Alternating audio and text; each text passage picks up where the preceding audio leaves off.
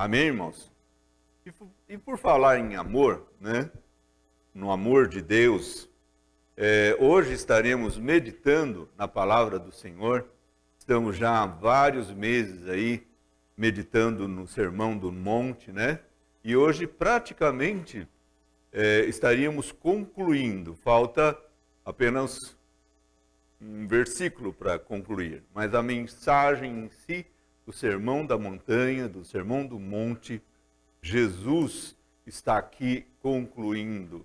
Esse Jesus que tanto nos ama, esse Jesus que tem amor incomparável por nós. Eu estava pensando numa expressão de amor daqui, né, do nosso mundo. Eu lembrei da minha mamãe, né, Dona Cecília, que já dorme na eternidade. Ela me amava de uma tal maneira que às vezes eu chegava de viagem em casa e ela convidava os vizinhos, chamava os vizinhos, ia lá bater na porta dos vizinhos: olha, meu filho chegou, vem vê-lo, vem, às vezes um vizinho novo, vem conhecê-lo. E olha, o amor da minha mãe era uma expressão de amor assim, que eu não sei medir. Agora, o amor de Deus, o amor do nosso Senhor, o amor de Jesus por nós, inclusive manifesto aqui no Sermão do Monte, nos orientando, nos aconselhando, dando diretrizes para a nossa vida espiritual. E ele está aqui nessa passagem de Mateus capítulo 7, versículo 24 a 27. Os versículos estarão expostos, né? Estaremos projetando aí na sua casa, você pode acompanhar também a passagem de Mateus capítulo 7, verso 24 a 27 e os demais que forem projetados aí. Então Jesus está aqui finalizando o Sermão do Monte, falando aos seus seguidores. As pessoas já tinham, de certa forma, crido, entendido, mas a questão estava então colocada aqui nessas expressões que nós leremos, se de fato eles estavam obedecendo, se de fato eles estavam seguindo, assimilando, colocando no coração e seguindo e colocando na sua vida prática as expressões de Jesus ali do Sermão do Monte. Estaremos lendo: portanto, quem ouve essas minhas palavras e as pratica, é como um homem prudente que construiu a sua casa sobre a rocha. Caiu a chuva, transbordaram os rios, sopraram os ventos e deram contra aquela casa. E ela não caiu, porque tinha seus alicerces na rocha. Mas quem ouve estas minhas palavras e não as pratica, é como um homem insensato que construiu a sua casa sobre a areia. Caiu a chuva, transbordaram os rios, sopraram os ventos e deram contra aquela casa, e ela caiu. E foi grande a sua queda. Oremos. Senhor Deus e Pai, nós queremos nesta hora nos colocar na Tua presença, pedindo ao Senhor que nos dê entendimento da Tua palavra. O Senhor mesmo disse que o Espírito Santo nos ensinaria de todas as coisas. E nós precisamos que o Senhor nos revele os mistérios da Tua palavra, que o Senhor abra o nosso entendimento, para que possamos não somente entender, mas também aplicá-las e obedecer as Tuas diretrizes, os Teus mandamentos, os Seus ensinos. Estamos aqui na dependência do Senhor e pedimos isso em nome de Jesus. Amém. Jesus, de certa forma, alertava para que as suas palavras aqui não fossem somente uma regra de fé, né? Nós costumamos dizer que a Bíblia Sagrada, ela é a nossa regra, a palavra de Deus, né? A Bíblia é a nossa regra de fé e também de prática. Nossa regra de fé e prática. Por quê? Justamente baseado nessas expressões que acabamos de ler. E ele alertava para o risco de nos tornarmos discípulos somente nominais, quer dizer, crentes de fachada. E esse cristão nominal era um problema sério que, na verdade, a cultura judaica no passado e até o momento de Jesus, ali, que Jesus estava presente, era um problema sério.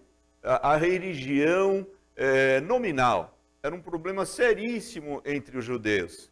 Tanto é que o Senhor, muitas vezes, ele bate, né, nessa religião de fachada, nessa religião nominal, alguém que faz uma profissão de fé somente externa, demonstra uma piedade religiosa somente externa, mas não nega-se a si mesmo, não considera a prática das palavras e do ensino do Senhor Jesus. E era um problema recorrente atormentando a nação de Israel. E Jesus então alertava para esse risco, né? Alertava para que isso não acontecesse com os cristãos. Era uma espécie de vacina. Era uma verdadeira vacina. Esse ensino de Jesus, essas expressões de Mateus 7, 24 a 27, é uma verdadeira vacina. Nós estamos aqui, quantos já tomaram a vacina do Covid aí? Quantos já tomaram? Graças a Deus. Esse final de semana, os jovens estão sendo vacinados, né? Acho que até 20 anos, mais ou menos, já estão sendo vacinados. Esperavam ansiosamente. Nós agradecemos a Deus pela ciência, por Deus ter dado sabedoria aos homens e criado a vacina que está chegando a nós, e é por isso que podemos ter hoje as crianças também aqui. Há pouco eu estava de máscara, tirei somente para estar aqui, ainda continuamos com todos os cuidados. É bom que você saiba, você que está em casa, nós não abrimos mão do cuidado mesmo. Mesmo sendo vacinados, está lá na entrada da porta da igreja, os tapetes sanitizantes, está lá o totem de álcool gel, o aferidor de temperatura. Estamos aqui com todos os cuidados, mas louvamos a Deus pelas vacinas estarem chegando a nós. Amém?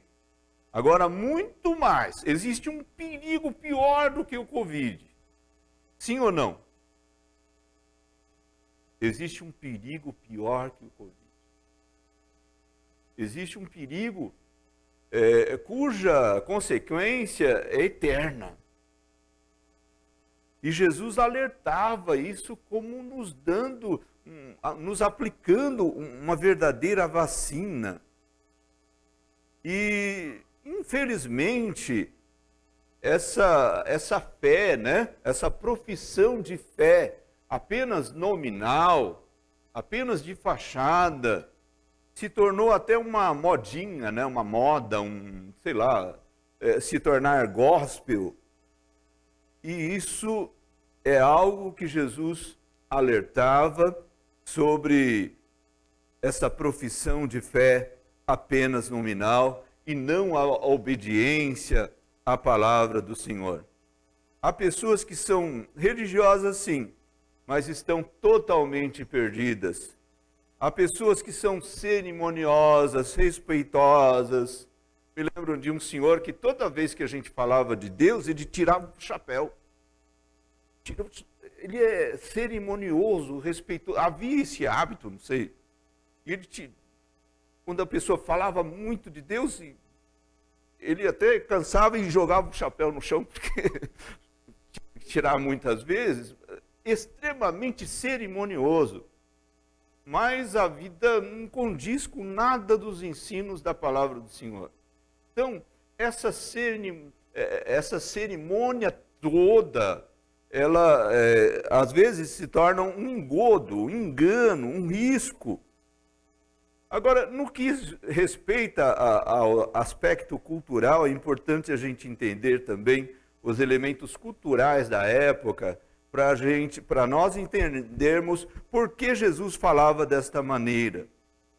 E as construções típicas da época, lá na região rural da Palestina, elas eram feitas as casas eram feitas de barro endurecido, né? Como pau a pique, né? Se faz, não sei se ainda se faz, mas se fazia no passado, pessoas faziam de barro, as paredes de barro, tanto é que os ladrões, muitas vezes eles furavam as paredes. Há passagem bíblica que mostra isso, Mateus 6,19. E até o telhado, não era laje como a gente tem hoje, nem telha de fibrocimento, nada disso.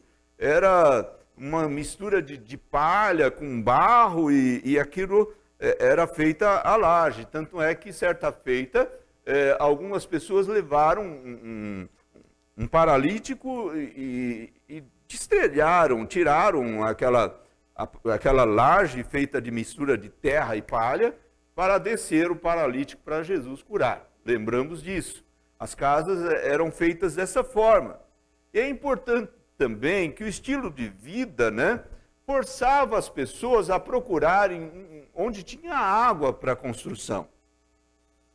E construíam perto de riacho, próximo a riachos, né, para que com a água ele fosse favorecido na criação dos seus animais, na plantação, abastecimento da própria casa.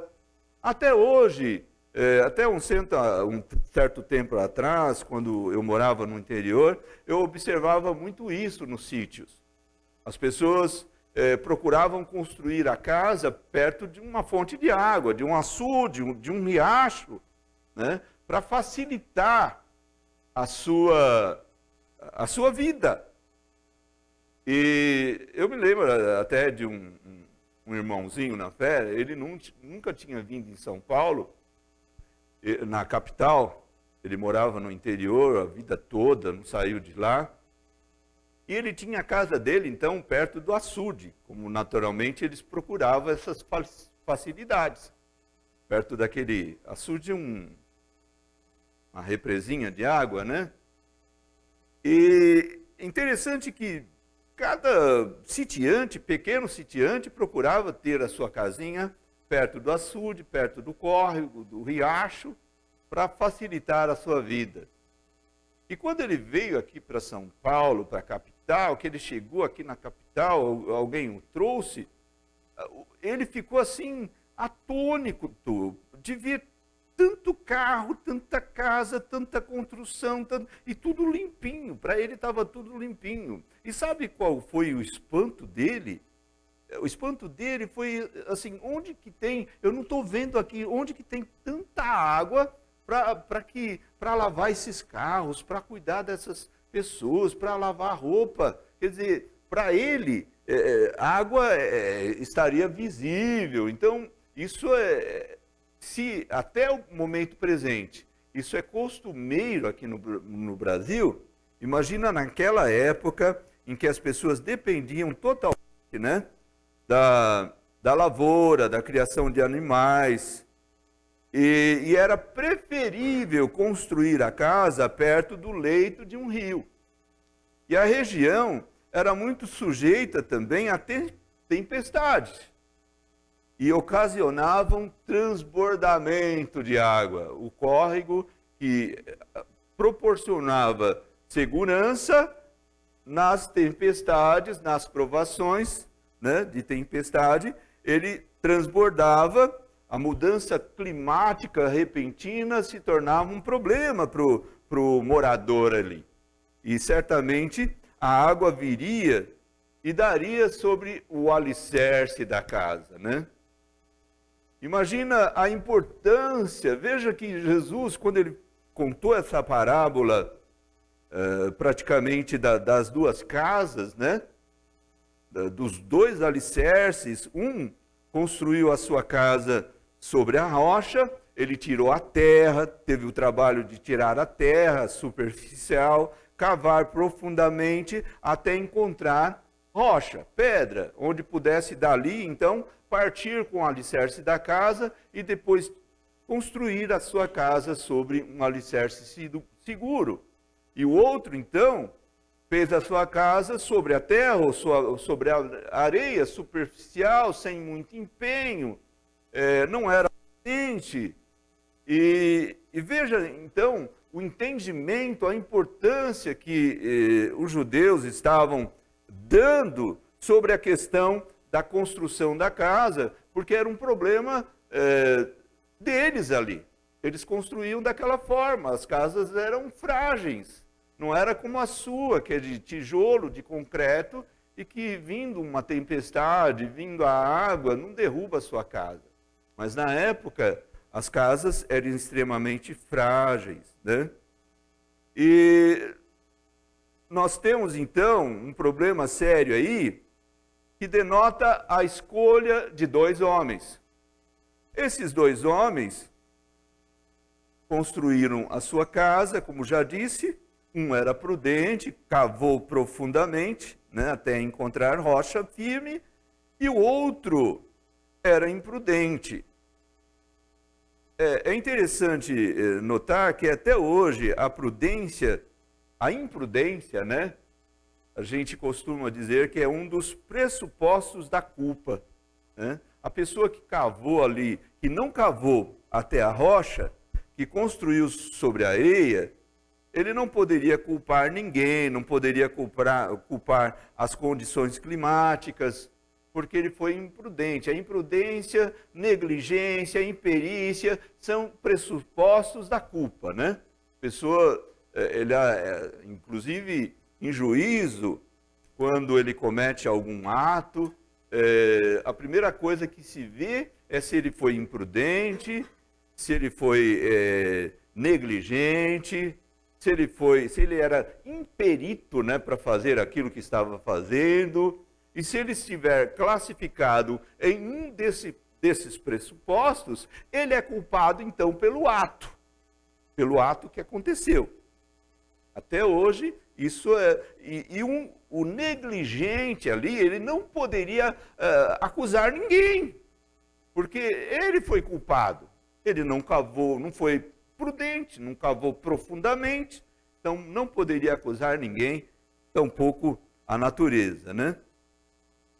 E Cristo, Jesus, ele ressaltou a diferença das duas construções, quer dizer, e ele comparou aqueles que ouvem e praticam a vontade de Deus e aqueles que ignoram a advertência da palavra do Senhor. Amém, irmãos? Jesus mostra nessa bela comparação onde está a diferença.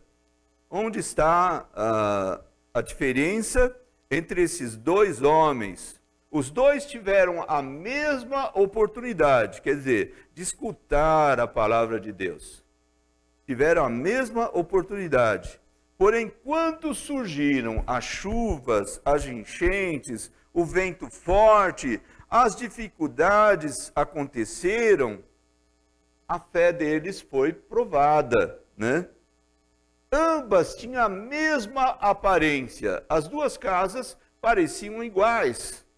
Eram construídas não com tanta criatividade, né? Mas eram praticamente iguais, aparentemente, externamente iguais. Então não dava a olho nu para perceber a diferença. Você não vê alicerce. Alicerce está para baixo da casa. Essa construção aqui, você vê tudo, menos alicerce. Alicerce está coberto, não está à vista. Daí muita gente não querer gastar muito com alicerce, porque alicerce não aparece.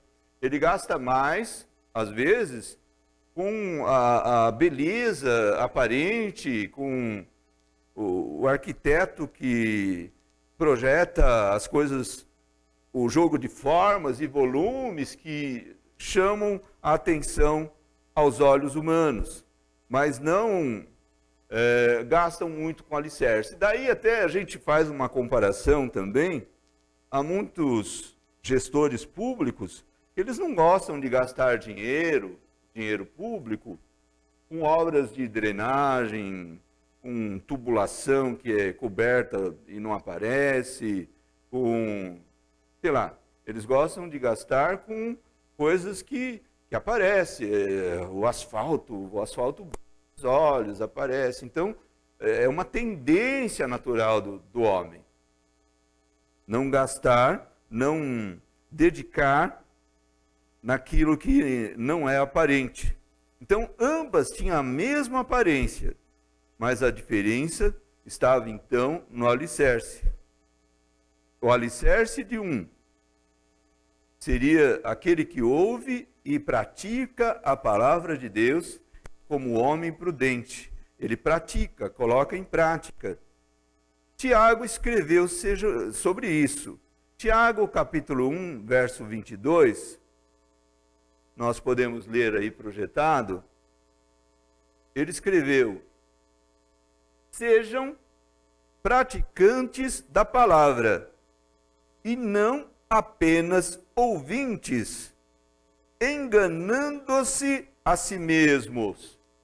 Quer dizer, quando você não faz o alicerce devidamente, você está se enganando a si mesmo, porque uma hora você não tem um alicerce sólido, virá sobre você o dia mau, é certo, virá sobre você a provação e você não resistirá e a queda será uma realidade. A areia, a terra superficial, ela não oferece estabilidade, né?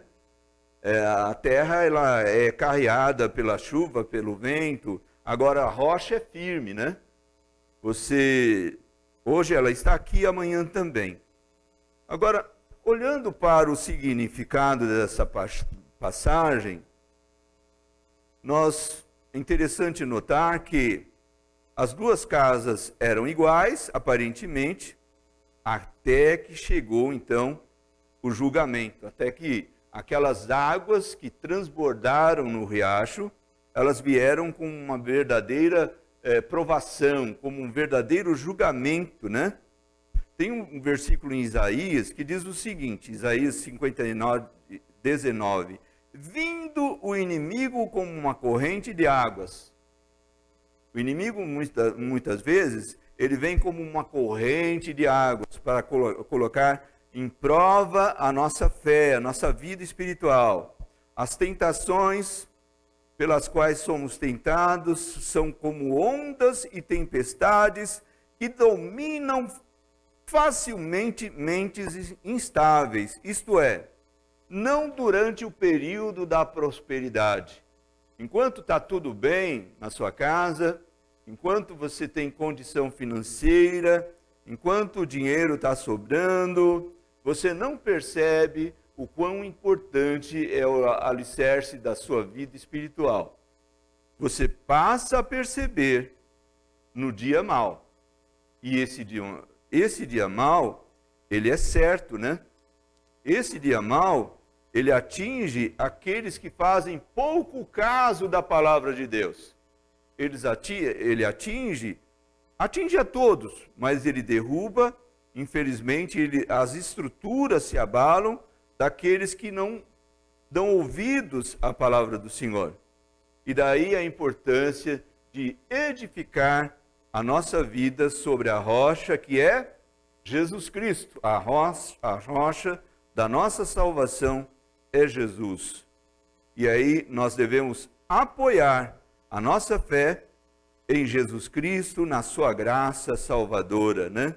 Construirmos a nossa vida espiritual nessa rocha que é Cristo Jesus. A nossa fé é como um alicerce de uma construção. Ela não faz parte da decoração, ninguém vê, mas se ela não existir, ela desaba. O próprio Cristo é a rocha. Nós vamos ter provas disso, de que Cristo é a rocha, essa rocha onde construímos na nossa casa. O apóstolo Pedro, Isaías profetizou sobre isso em Isaías 28:16. nós leremos isso. E Paulo e Pedro também confirmaram, os apóstolos também confirmaram que Cristo é a rocha. Em Isaías 28:16, por isso diz o soberano Senhor, eis que ponho em Sião uma pedra já experimentada, uma preciosa pedra angular para alicerce seguro. Aquele que confia jamais será abalado. Então Isaías profetizou que uma profecia 750 anos antes de Jesus vir a esse mundo, Isaías já previu isso, que viria um que seria uma pedra em que aquele que nessa pedra confiaria, nesse alicerce confiaria, jamais seria abalado. O apóstolo Pedro confirma que essa pedra profetizada por Isaías era Cristo. Lá em 1 Pedro, capítulo 2, verso 6, ele cita essa passagem, falando sobre Jesus, no contexto da sua escrita, ele cita essa passagem.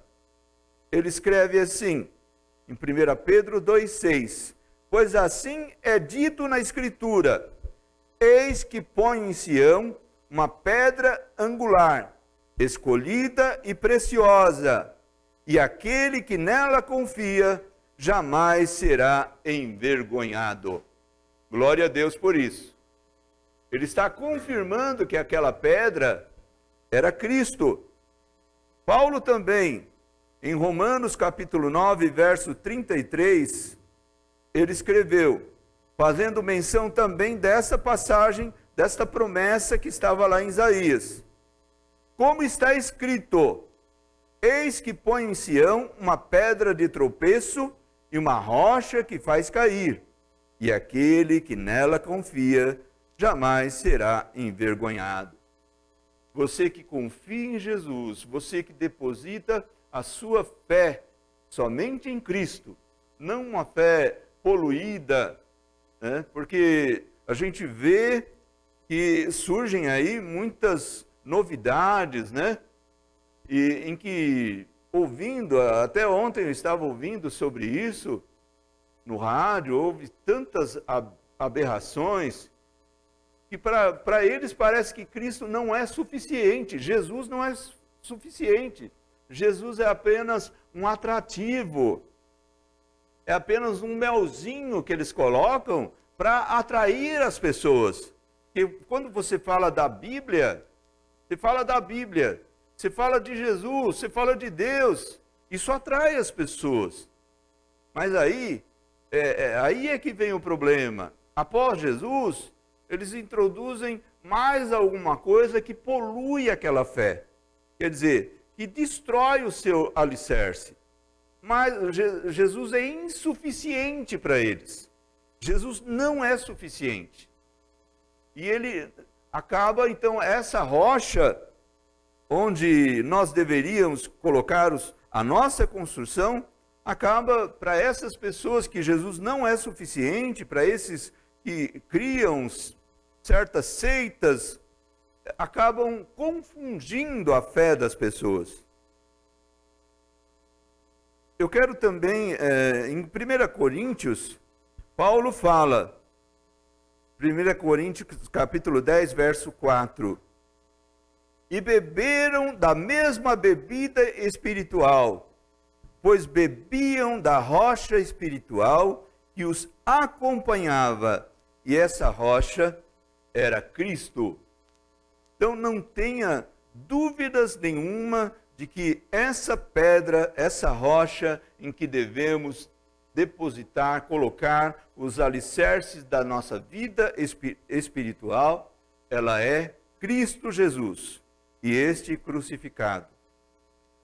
Algumas pessoas interpretam essa parábola de maneira equivocada, né? Tentam defender, né, um mérito próprio ou colaboração do homem no processo da salvação. Está vendo? Olha, o homem ele tem parte no processo da salvação. E nós afirmamos aqui que todo o mérito da salvação pertence a Jesus Cristo. Amém, irmãos? Todo o mérito pertence a Jesus Cristo. Pensar que nós colaboramos no processo da salvação é construir o alicerce sobre a areia. Pensar que depende de você a salvação é construir sobre a areia. Então fique certo de que o fundamento é Cristo e não a nossa obra. Perceba bem que aquela construção do homem prudente, ela se manteve em pé, ela não desmoronou, né? O segredo não estava na casa em si, mas estava no fundamento, estava no alicerce. Por isso que a casa não desmoronou. Então, Cristo é a rocha. E quando vêm as provações, as tempestades sobre a nossa vida, como estamos diante aí da crise ainda do Covid, né? Infelizmente, é uma forma também de provar a nossa fé. É uma forma natural de provar a nossa fé. Nós estamos aí colocados à prova. E alguns culpam até Deus, né? Ah, Deus não viu, Deus não pode fazer algo. O problema não está na divindade, o problema está no alicerce em que você construiu a sua casa, a sua vida espiritual. Amém, irmãos? Então, o fundamento da bem-aventurança eterna não está no homem, sim em Cristo e em suas palavras. E Jesus chamou para a obediência à sua palavra, mas isso não é um convite à justificação pelas obras de justiça.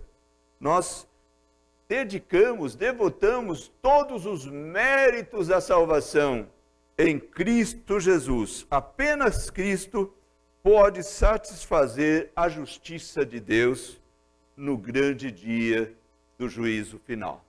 Amém, irmãos? Apenas Cristo. E agora, num outro viés que é importante salientar, o apóstolo Paulo falou sobre isso. Todos os dias nós somos convidados a acrescentar tijolos nessa edificação. Quer dizer, o alicerce está posto. O alicerce é Cristo. Agora, e eu faço o quê? Né? Não faço nada. A cada dia da minha vida, eu como cristão, eu sou instado, eu sou convidado, eu sou desafiado pela palavra de Deus a acrescentar um tijolinho a cada dia, um tijolinho da minha casa espiritual sobre esse alicerce. Vamos ver isso lá em 1 Coríntios, capítulo 3, verso 10 a 15. Essa passagem é muito importante para entendermos o que nós vamos falar agora. 1 Coríntios, capítulo 3, verso 10 a 15.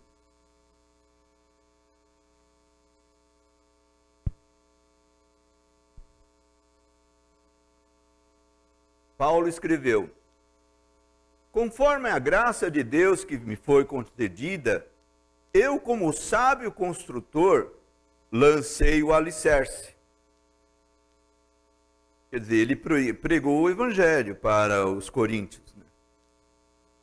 E eles aceitaram Jesus, tornaram Jesus o alicerce da vida deles, da fé deles.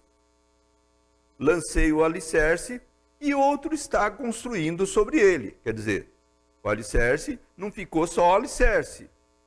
As pessoas que receberam a Cristo, que têm agora o alicerce, a base da salvação, está construindo sobre esse alicerce. Está colocando tijolos sobre o alicerce. Contudo, escreveu Paulo, veja como cada um constrói.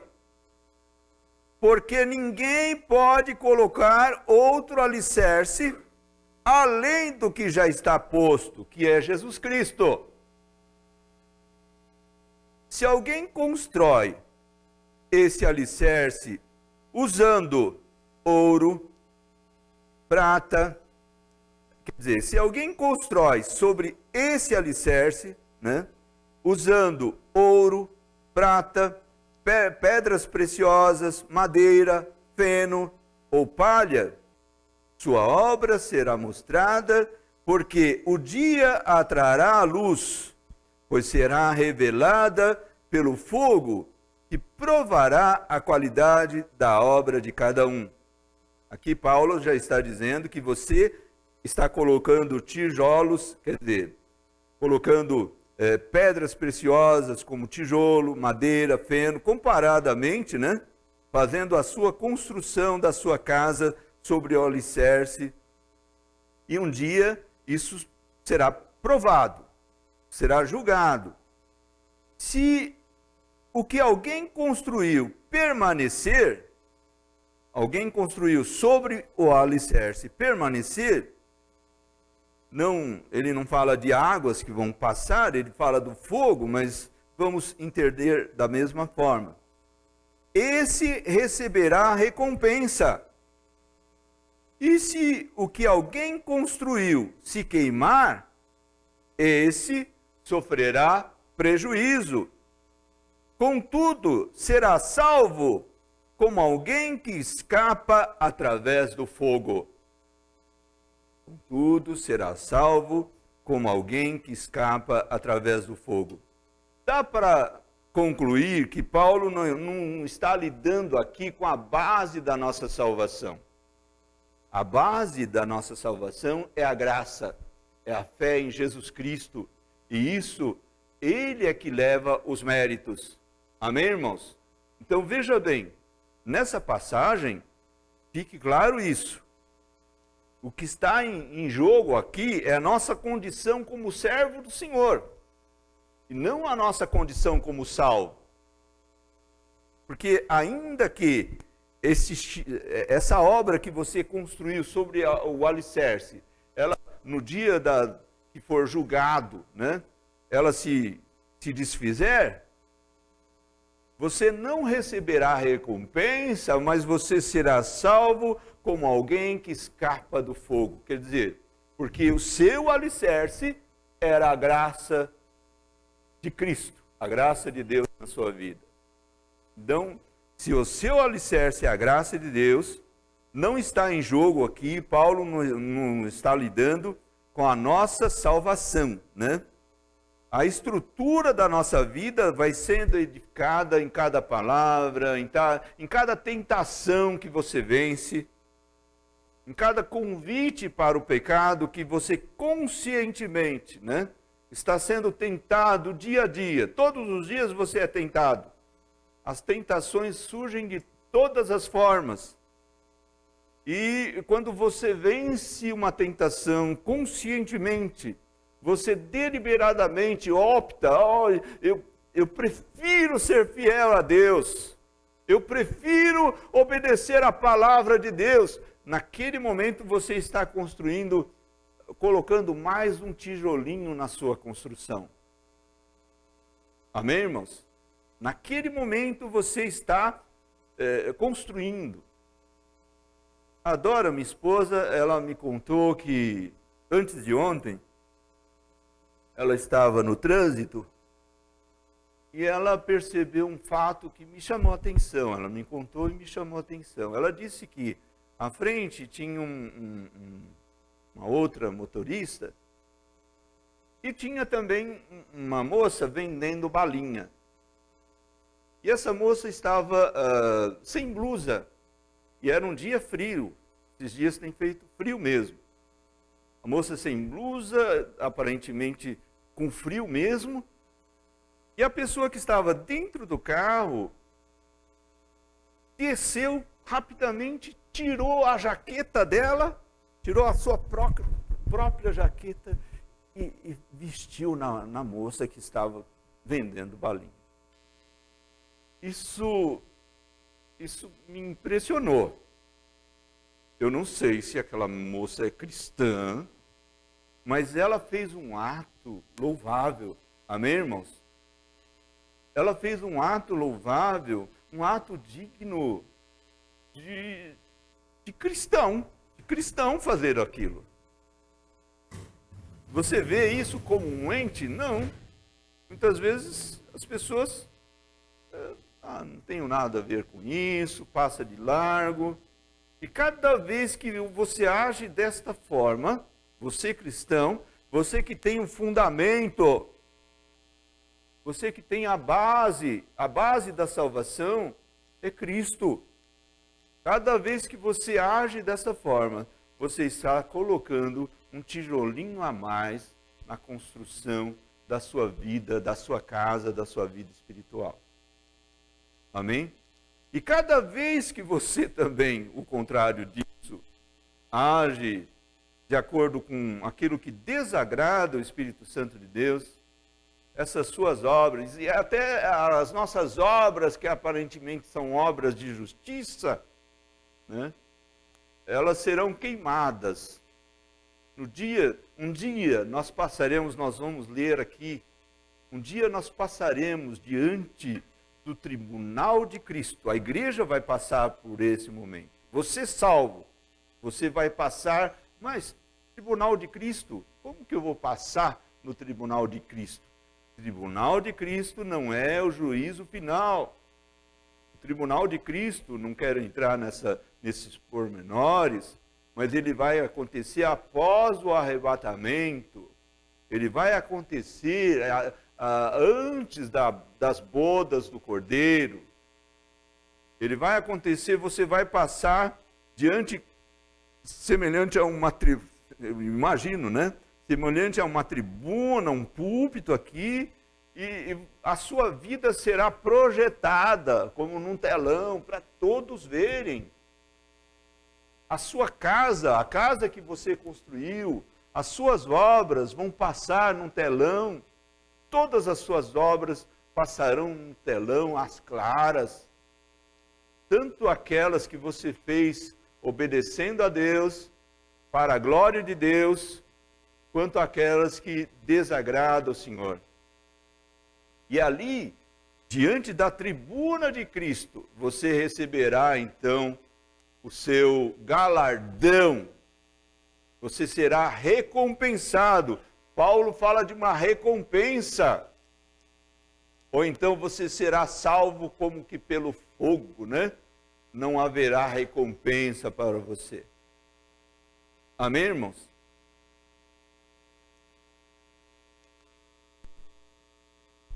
Daí a necessidade de uma vida de devoção ativa.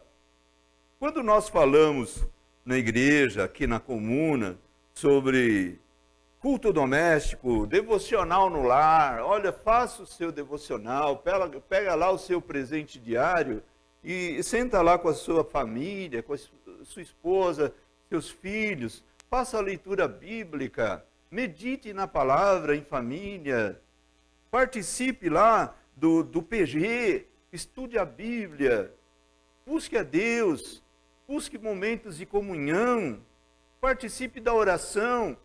Nós não estamos aqui querendo números, não é isso. Estamos preocupados com a sua construção. O que você está construindo? O que você está construindo sobre o alicerce? Eu não estou colocando a sua salvação em jogo, né? Não estou colocando, não entro nesse mérito, mas o que você está construindo com aquilo que Deus te dá? Os recursos que Deus te dá. Quantos missionários estão precisando de ajuda?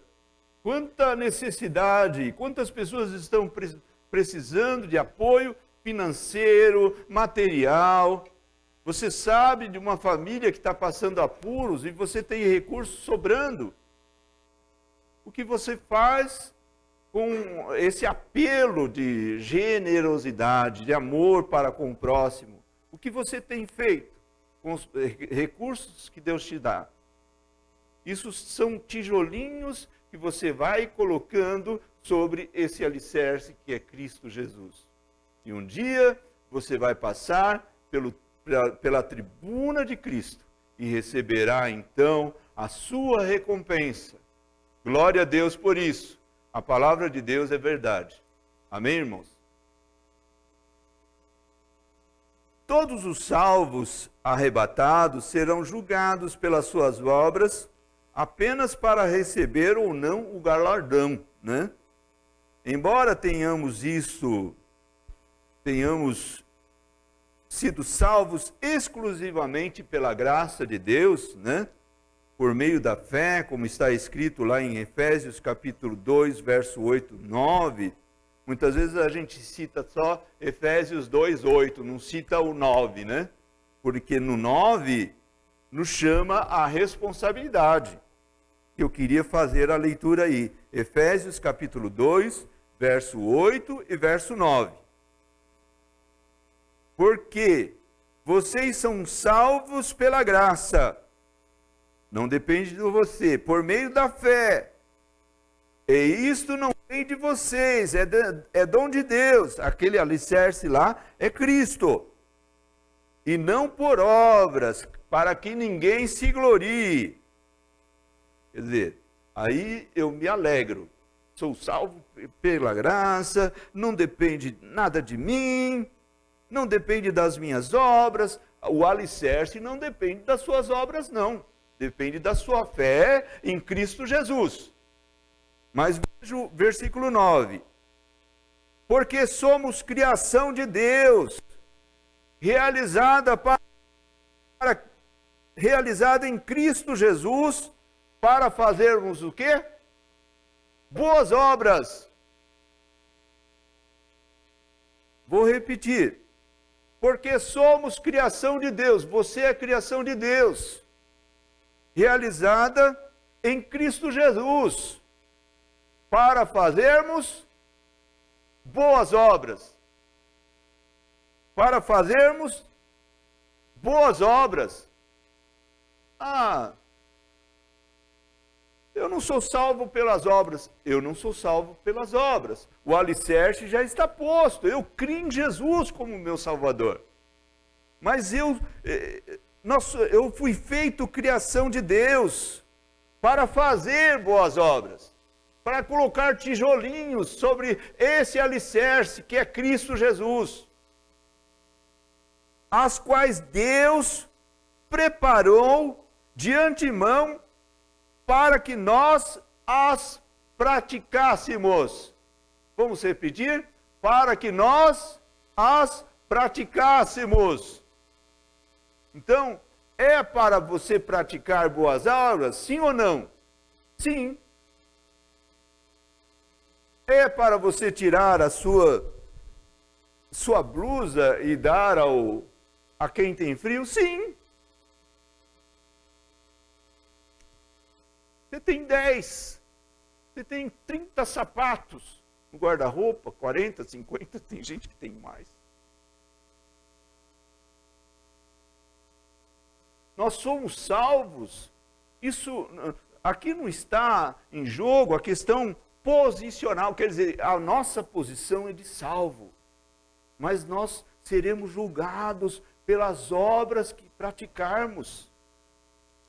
Passaremos nessa tribuna de Cristo.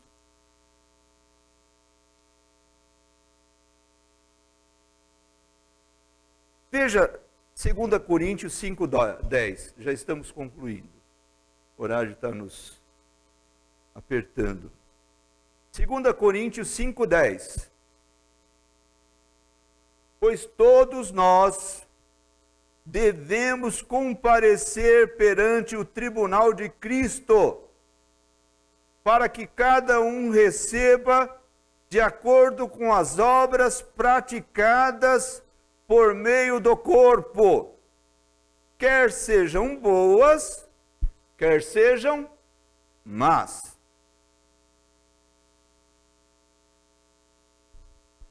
Para concluir,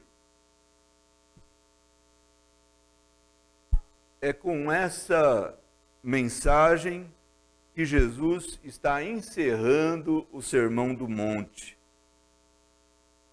para que nós estejamos com os olhos abertos e estejamos firmados construindo esse alicerce, né? Esse alicerce que está posto em nossa vida, quer dizer, a nossa fé firmada em Cristo Jesus, e construindo dia a dia a nossa vida espiritual, para que o nome de Deus seja glorificado. Aí você pergunta para mim, escuta, mas por que eu devo ser julgado? Por quê? Tudo tem um porquê. A grandeza do amor de Deus já seria suficiente para que nós nos submetêssemos à vontade de Deus e fizéssemos a sua vontade. Mas devido à natureza humana, somente o julgamento divino é que pode abrir os nossos olhos, nossos ouvidos. Se não houvesse esse ensino da palavra de Deus sobre tanto aquele que coloca um outro alicerce que não é Cristo e vai passar pelo juízo final, quanto aquele que já está posto o alicerce, que é a salvação da sua vida, que é Cristo, a rocha, e haverá também um julgamento das suas obras, dos tijolinhos que ele colocar sobre o alicerce. Por que isso? Porque devido à nossa natureza indiferente, o amor de Deus já seria suficiente para que construíssemos, fizéssemos essas boas obras que estão descritas na palavra do Senhor. Mas a nossa natureza, ela só é despertada através de uma mensagem do trovão do juízo, né? O trovão do juízo. Ora, haverá um juízo, haverá um julgamento, haverá um rio, uma enchente que vai passar. Essa enchente pode derrubar a sua casa. Então, somente mediante essas coisas é que nós despertamos. E o Senhor, conhecendo a nossa natureza, está nos advertindo a que a nossa vida seja edificada em Cristo Jesus. A nossa casa seja construída de acordo com a palavra de Deus. Amém, irmãos? Vamos orar. Senhor Deus e Pai, nós queremos louvar o Seu nome por Tua palavra, que nos adverte, Senhor, Tua palavra que nos desperta a construirmos dia a dia, a nossa casa, a nossa vida espiritual, sobre o fundamento que é Cristo Jesus. Nós não estamos falando aqui de justiça própria, Senhor, porque as nossas justiças são como trapos de imundícia, a Tua palavra é bem clara sobre isso. Mas nós estamos falando daquilo para o qual a Tua palavra nos ensina, que nós devemos ser praticantes da palavra de Deus, e não somente ouvintes, praticantes daquilo que o Senhor nos ensina a fazer, a ter amor para com o nosso próximo, a nos importar com o sofrimento alheio, a estender a mão ao necessitado. Senhor, nos ajuda e nos perdoa por nossa negligência. Sabemos que é pela graça que somos salvos, mas sabemos que fomos salvos para realizarmos essas boas obras que a Tua palavra nos desafia e nos desperta. Que o Senhor nos ajude, que o Senhor nos abençoe, que o Senhor nos dirija a vida, que possamos aplicar e viver a obediência à Tua palavra, em nome de Jesus. Amém. Deus abençoe a todos. Deus abençoe.